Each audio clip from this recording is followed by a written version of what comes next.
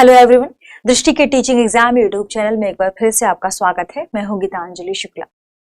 जैसा कि आप सभी जानते हैं, हम यहाँ नेट जेआरएफ के ज्योग्राफी विषय के खास सेगमेंट पर चर्चा कर रहे हैं। यानी विगत वर्षों में, चाहे आप वर्ष 2023 की बात करें या वर्ष 2023 के पहले 2000 से पहले जैसे आप जाते हैं तो वर्ष 2013, 14, 15 यहाँ तक जो यूजीसी नेट ने ज्योग्राफी विषय से प्रश्न पूछे हैं, प्रश्न फ्रेम किए हैं, उन प्रश्नों पर हम यहाँ चर्चा कर रहे हैं। ठीक है, तो बेसिकली ध्यान क्या रखना है आपको कि ज्योग्राफी के अंतर्गत हम हमारे पहले सेगमेंट पर चर्चा कर रहे हैं। जैसे हमने सबसे पहले सेगमेंट उठाया है भू आकृति विज्ञान, जियोमॉर्फोलॉजी। भू आकृति विज्ञान से जुड़े हुए जितने भी प्रश्न इतने वर्षों में पूछे गए हैं, उन सभी प्रश्नों पर हम यहाँ सबसे पहले चर्चा करेंगे। ठीक है, इसके बाद हम बात करेंगे अगले सेगमेंट, जैसे चाहे जलवायु विज्ञान हो या समुद्र विज्ञान हो, ऐसे ही अलग सेगमेंट, और उस सेगमेंट पे फिर जितने भी पूरे इतने वर्षों में जितने प्रश्न पूछे गए हैं, फिर हम उन प्रश्नों पर चर्चा करेंगे। ठीक है, इससे पहले हमने जियोमॉर्फोलॉजी से संबंधित कई प्रश्नों पर चर्चा की है। आप चाहें तो दृष्टि टीचिंग एग्जाम यूट्यूब चैनल पर विजिट करिए, आपको वो सारी क्लासेस मिल जाएंगी। टॉपिक वाइज आपको डिस्कशन भी मिल जाएगा। ठीक है, तो चलिए शुरू करते हैं यूजीसी नेट के पीवाईक्यू सेशन को, यानी प्रीवियस ईयर में पूछे गए प्रश्नों की इस श्रृंखला को, और भू आकृति विज्ञान से जुड़े हुए प्रश्नों के क्रम में हम आगे बढ़ते हैं। पहला प्रश्न है, नीचे दो कथन दिए गए हैं। ठीक है, एक को अभिकथन ए और दूसरे को कारण आर के रूप में दिया गया है। अब आपको नीचे दिए गए कूट से सही उत्तर का चयन करना है। ठीक है, देखते हैं क्या है। सबसे पहले अभिकथन ए है। अभिकथन ए क्या है? वायु की निक्षेपीय क्रिया के कारण एस्कर बनते हैं, और यहाँ पर कारण आर दिया गया है। एस्कर सरिता हिमी निक्षेप के कारण बनते हैं। ठीक है, अब कूट है A B C D, small A, small B, small C, small D के रूप में आपके पास चार ऑप्शन है। देखते हैं ऑप्शन क्या है। ऑप्शन में कैपिटल ए और कैपिटल आर, यानी ए और आर दोनों सही है तथा आर एक की सही व्याख्या करता है। ऑप्शन बी है ए और आर दोनों सही है लेकिन आर एक की सही व्याख्या नहीं करता है। ऑप्शन सी है ए सही है लेकिन आर गलत है, और ऑप्शन डी है ए गलत है लेकिन आर सही है। ये प्रश्न दिसंबर 2015 के प्रश्न पत्र में पूछा गया था यूजीसी नेट के। देखिए, जियोमॉर्फोलॉजी से जुड़े हुए प्रश्नों में एक और बात आपको ध्यान रखना है कि जब किसी भी भू आकृति से जुड़ा हुआ प्रश्न पूछा जाता है कि किसी आकृति का निर्माण कैसे होता है, इसकी बनावट क्या है, इसके पीछे का सिद्धांत क्या है, किन की वजह से, क्योंकि हमने पढ़ा है ना अपर्दन की कारकों की वजह से कई स्थलाकृतियों का निर्माण होता है, तो अपर्दन के कारकों में भी किस कारक की वजह से किस स्थलाकृति का निर्माण होता है, ये सारी चीजें इंपॉर्टेंट है। ठीक है, और उसी से रिलेटेड देखिए ये प्रश्न भी फ्रेम किया गया है। यदि हम इसके अभिकथन ए की बात करें, अभिकथन ए क्या कह रहा है? वायु की निक्षेपीय क्रिया, यानी पवन या वायु के माध्यम से जो निक्षेपित क्रिया या निक्षेपण क्रिया होती है, जिसमें बालू रेत के जो छोटे छोटे कण हैं वो पवन अपने साथ बहाकर लाती है, मरुस्थलीय क्षेत्र या शुष्क क्षेत्रों में या किसी भी क्षेत्र की बात करें, तो वहां पर क्या पवन के द्वारा जो निक्षेपण क्रिया के माध्यम से जिस स्थलाकृति का निर्माण होता है उसे हम एस्कर कहते हैं? नहीं। तो यहाँ पहला कथन क्या हो जाएगा? गलत हो जाएगा। क्यों? क्योंकि हम सभी जानते हैं कि एस्कर का निर्माण बजरी एवं रेत के निक्षेपात्मक क्रिया के माध्यम से तो होता है, लेकिन ये हिमानीकृत या ग्लेशियर के नीचे निर्मित है। यानी जब भी एस्कर की बात की जाएगी तो एस्कर एक ऐसी स्थलाकृति है जो ग्लेशियर के पिघलने के बाद निर्मित होती है, या हम सभी जानते हैं कि जो हिमानीकृत नदी क्षेत्र है या आप कह सकते हैं हिमनद क्षेत्र है, ग्लेशियर्स हैं, ये जिस क्षेत्र से होकर प्रवाहित होते हैं वही क्षेत्र पे बहुत बड़ा, जैसे ये जमाव कर लेंगे, मान लीजिए ग्लेशियर है, जमाव है इनका, लेकिन इनसे जो पिघलने वाला जो जल है या कुछ ऐसा हिस्सा है जो नीचे संकरित क्षेत्र से होकर प्रवाहित होते हैं, थोड़ी सी गलीनुमा संरचना बनाते हैं, या आप कह सकते हैं नलीनुमा संरचना बनाते हैं। तो ये जो नलीनुमा संरचना है जिससे अब ये प्रवाहित होगा, ठीक है, इसे ही कहा जाता है एस्कर। लेकिन अब क्या ध्यान रखना है कि जब ग्लेशियर पिघल जाए या हिमानी क्या हो जाए, पिघल जाए, तब ये हमें दिखाई देंगे। अभी हिमानी बिछी हुई है, इसके नीचे से इनकी आकृति बनी हुई है। ठीक है, इनमें बजरी और रेत इकट्ठी हो जाती है, निक्षेपित हो जाती है, इन अवसादों का इनमें जमाव भी हो जाता है, ध्यान रखिएगा। ठीक है, तो जैसे ही ये पिघला, नदी क्षेत्र, हिम नदी क्षेत्र पिघला या ग्लेशियर पिघले, फिर आपको एस्कर नजर आने लगेंगे। तो एस्कर के बारे में क्या कह सकते हैं आप कि यह ग्लेशियरों के नीचे या ग्लेशियर के नीचे वाले हिस्से में बनी हुई आकृतियां हैं, जो सांप के नुमा आकृतियां या नली नुमा, या आप कह सकते हैं कि ऐसे ही लंबी लंबी आकृतियां निर्मित होती हैं। 5 से 50 आप कह सकते हैं 5 से 50 मीटर तक और कई बार कई मील तक भी ये जाती हैं, ठीक है। लेकिन अमूमन ध्यान रखें ग्लेशियर के नीचे इनका निर्माण होता है। तो एस्कर सरिता हिमी निक्षेप के कारण बनते हैं, यानी यहाँ कारण आर सही है और ए गलत है। तो देखिए आपके पास ऑप्शन में कहां पर है, ए गलत है लेकिन आर सही है, यानी ऑप्शन डी इस प्रश्न का क्या होगा, सही जवाब होगा। एस्कर के बारे में भी जान लिया आपने, कैसे निर्मित होते हैं, क्या कौन सी स्थलाकृति है, और ये भी जाना कि इस प्रश्न का सही जवाब क्या है, ठीक है। चलिए आगे बढ़ते हैं और अगले प्रश्न पर चर्चा कर लेते हैं। अगला प्रश्न है, निम्नलिखित शैल विशेषताओं पर विचार कीजिए, यानी आपके सामने शैल की विशेषताएं दी गई हैं और आपको इन विशेषताओं को देखना है।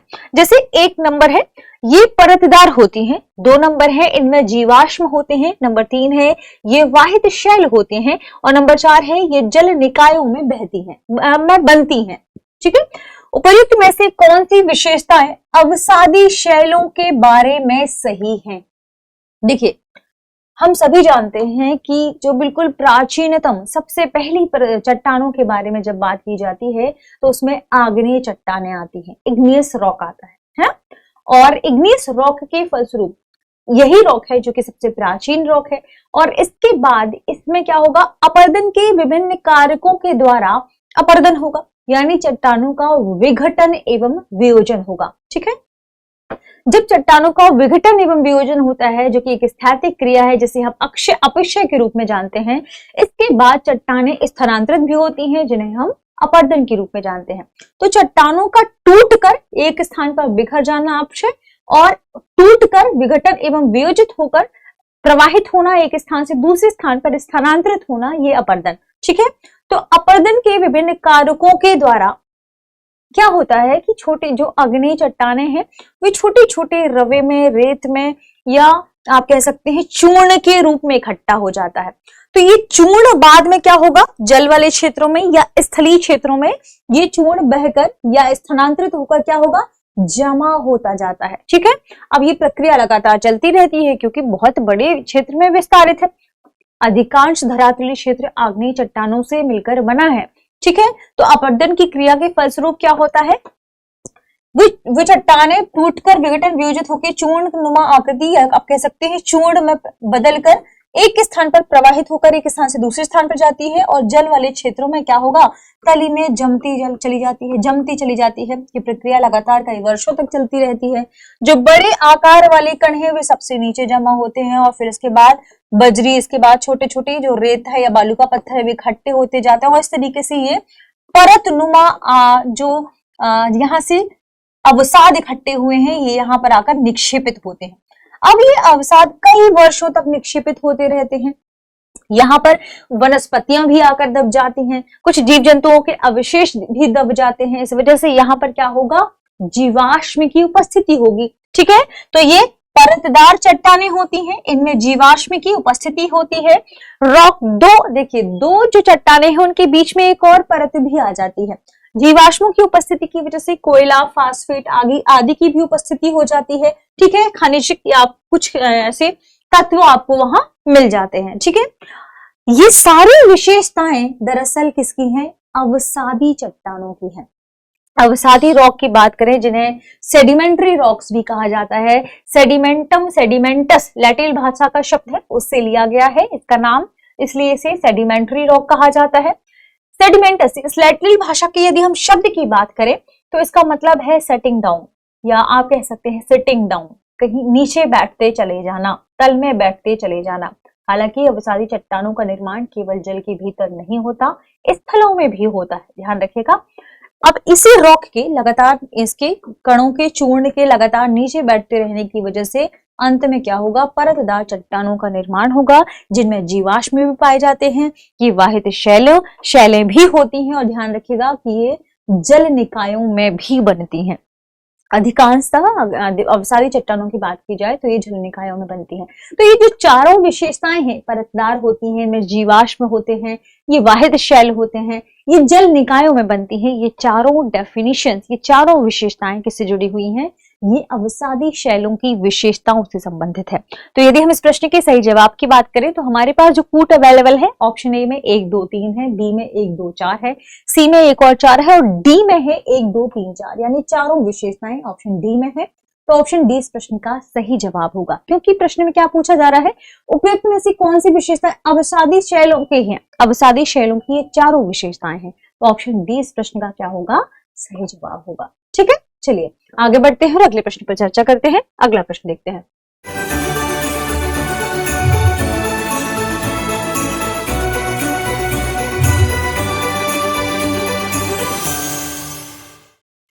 अगला प्रश्न है, किसी एक ही प्रबल भू आकृतिक प्रक्रिया द्वारा निर्मित स्थलाकृति को कहते हैं। देखिए प्रश्न में क्या पूछा जा रहा है, ध्यान रखिए। एक ही प्रबल भू आकृतिक प्रक्रिया द्वारा निर्मित स्थलाकृति को कहते हैं। हमारे पास ऑप्शन है, ऑप्शन ए सरल भूदृश्य, ऑप्शन बी है मिश्रित भूदृश्य, ऑप्शन सी है एक चक्रीय भूदृश्य और ऑप्शन डी है बहुचक्रीय भूदृश्य। ठीक है, ये जून 2014 के प्रश्न पत्र में पूछा गया था। ध्यान रखें, यूजीसी नेट के सेकंड पेपर जून 2014, ये ध्यान रखें पूछा क्या गया है।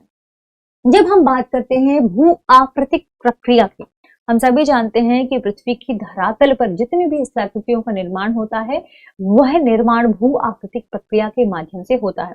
कोई भी स्थलाकृति हो, ठीक है। जब भी धरातल पर प्रक्रिया कोई कुछ निर्मित हुआ, ठीक है, उसका अंततः अपरदन की क्रिया के बाद, अनाच्छादन की क्रिया के बाद आप कह लीजिए ये क्या होगा? समतल भूमि में कन्वर्ट हो जाएगा, है ना। और पहले समतल भूमि ही रहेगी शुरुआत में, समतल भूमि, फिर इसके बाद बाह्य जात बल कार्य सबसे पहले, फिर इसके बाद अंतर्जात बल कार्य करेगा, किसी प्रकार की स्थलाकृति उच्चावच का निर्माण होगा, फिर अपरदन की क्रिया, अनाच्छादन की क्रिया लगातार चलेगी, फिर समतल भूमि का निर्माण होगा। ये प्रक्रिया लगातार सतत चलती रहती है। यानी आप कह सकते हैं कि अंतर्जात बल के माध्यम से पहले उच्चावच बनते हैं, फिर बहिर्जात बल के माध्यम से ये समतल स्थापक हो जाते हैं। यानी इसीलिए बहिर्जात बल को समतल स्थापक बल के रूप में भी जाना जाता है। जब एक भू आकृति प्रक्रिया होगी, अभी हमने जैसे ही देखा एक भू आकृति प्रक्रिया होगी, तो ध्यान रखें उसमें समतल भूदृश्य का निर्माण होगा। लेकिन जब दोनों प्रक्रियाएं होंगी तो अलग अलग भूदृश्य बनते चले जाएंगे। तो जब एक, क्या इस प्रश्न में क्या पूछा है? एक ही प्रबल भू आकृतिक प्रक्रिया द्वारा निर्मित स्थलाकृति को सरल भूदृश्य कहेंगे। ऑप्शन ए सरल तरीके के निर्मित भूदृश्य को ऑप्शन ए के भीतर शामिल किया गया है। ध्यान रखें ऑप्शन ए इस प्रश्न का सही जवाब होगा। आगे बढ़ते हैं और अगला प्रश्न देखते हैं। अगला प्रश्न है, ढाल प्रतिस्थापन मॉडल किसने प्रतिपादित किया था? ढाल प्रतिस्थापन मॉडल, ठीक है, ये ध्यान रखें। इसमें ऑप्शन है, option A wood, option B Davis, option C पैंक और ऑप्शन डी स्ट्रोलर। ये एक महत्वपूर्ण प्रश्न है क्योंकि ढाल प्रतिस्थापन मॉडल को लेकर ये प्रश्न पूछा भी गया है, प्रीवियस ईयर्स में पूछे गए हैं, कई बार ये प्रश्न दोहराया गया है। ढाल प्रतिस्थापन मॉडल के लिए आपको ध्यान रखना है कि यह मॉडल प्रतिपादित किया था पैंक ने। डेविस के अपरदन चक्र के की आलोचना के रूप में पैंक ने ढाल का प्रतिस्थापन मॉडल दिया था। हालांकि आलोचना के रूप में उन्होंने अपना मॉडल दिया था और उस मॉडल को आगे चर्चा करते करते ढाल का प्रतिस्थापन मॉडल भी आ जाता है।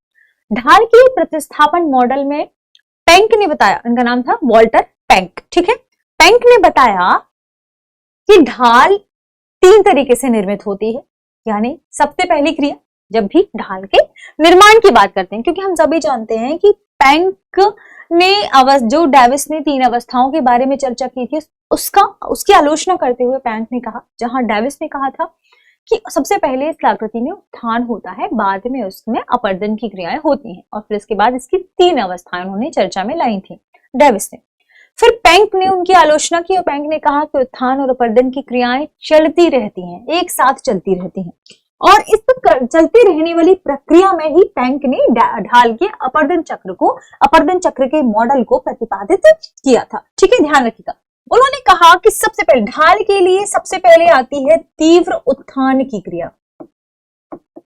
तीव्र उत्थान की क्रिया, इसमें अपरदन की तीव्रता सबसे अधिक होती है। ध्यान रखें, अपरदन की तीव्रता अधिक, और इस स्थिति में जो ढाल का निर्माण होता है, जो ढाल होती है वह उत्तल प्रकार की होती है, ठीक है, उत्तल ढाल का निर्माण होता है।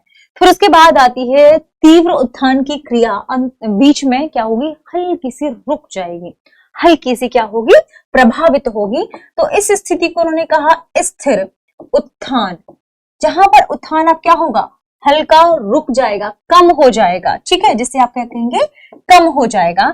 इसमें अपरदन की तीव्रता भी कम हो जाएगी और इस प्रकार निर्मित ढाल को स्थिर ढाल कहेंगे। क्या कहेंगे, स्थिर ढाल। और फिर जो तीसरी क्रिया होगी उसमें होगा स्थिर या बिल्कुल खत्म या कम हो जाना। कम हो जाने के बाद अंतिम जो क्रिया होगी उसमें उत्थान स्थिरता को प्राप्त करेगा, उत्थान स्थिरता को प्राप्त होगा। अब जब उत्थान बिल्कुल स्थिरता को प्राप्त कर गया, यानी देखिए सबसे पहले उत्तल ढाल, फिर स्थिर हो गई, या आप कह सकते हैं स्थिर ढाल, ठीक है, और उसके बाद जब उत्थान नहीं होगा तो कुछ इस तरीके से अवतल ढाल का निर्माण होगा।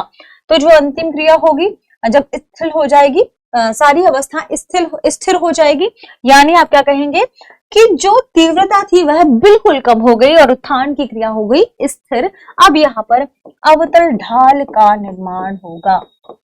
तो ढाल के प्रतिस्थापन सिद्धांत की बात की जाए तो वॉल्टर पैंक ने सिद्धांत दिया था, ऑप्शन सी इस प्रश्न का सही जवाब होगा। ठीक है, चलिए आगे बढ़ते हैं और अगले प्रश्न पर चर्चा करते हैं। अगला प्रश्न है, निम्नलिखित में से कौन सा दृढ़ रूप से अनुमानित भ्रंश सक्रिय कगार है। ध्यान रखें, भ्रंश जहां भी आए, क्योंकि आपसे क्या पूछा जा रहा है, दृढ़ रूप से अनुमानित भ्रंश सक्रिय कगार।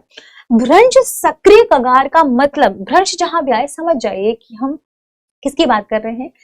कोई चट्टान है, कोई धरातलीय क्षेत्र है, उस पर लगने वाले तनाव मूलक बल की बात कर रहे हैं। तनाव मूलक विपरीत दिशा में जैसे ही बल कार्य करेगा, चट्टान विपरीत दिशा की ओर भागेगी। देखिए, भ्रंश का निर्माण तो दोनों ही प्रक्रियाओं के माध्यम से होता है, तनाव मूलक बल की वजह से भी और संपीड़नात्मक बल की वजह से भी।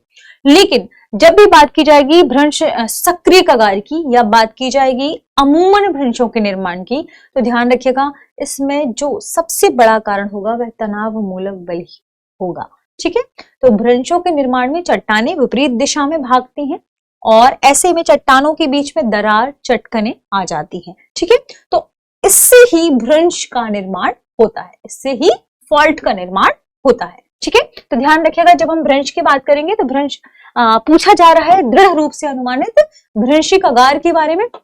ऑप्शन 4 है भ्रंश के पार अध्यारोपित अपवाह। ऑप्शन बी है शैल प्रतिरोध और स्थलाकृतिक रूपों के बीच दुर्बल सहसंबंध। ऑप्शन सी है बार बार तीव्र भूकंप। ऑप्शन डी है कगार के सहारे अभी निर्धारित वास्तविक भ्रंश समतल। दरअसल इस प्रश्न का जो सही जवाब होगा वह ऑप्शन ए होगा, भ्रंश के पार अध्यारोपित अपवाह। यही है अध्यारोपित अपवाह, भ्रंश है उसके पार अध्यारोपित अपवाह। ऑप्शन ए इस प्रश्न का क्या होगा, सही जवाब होगा। ठीक है, तो इस तरीके से हमने आज के सेशन में जो भी खास प्रश्न थे उन प्रश्नों पर हमने चर्चा की, उन प्रश्नों के बारे में समझने की कोशिश की, उनसे जुड़े हुए तथ्य देखे, उनसे जुड़े हुए फैक्ट देखे, कैसे किसी भी स्थलाकृति का निर्माण होता है ये भी हमने समझा है। ठीक है, तो आज यही इतना ही, मिलते हैं अगले सेशन में कुछ खास प्रश्नों के साथ और अन्य तथ्यों के साथ। तब तक आप सभी पढ़ते रहें, रिवीजन करते रहें। शुक्रिया।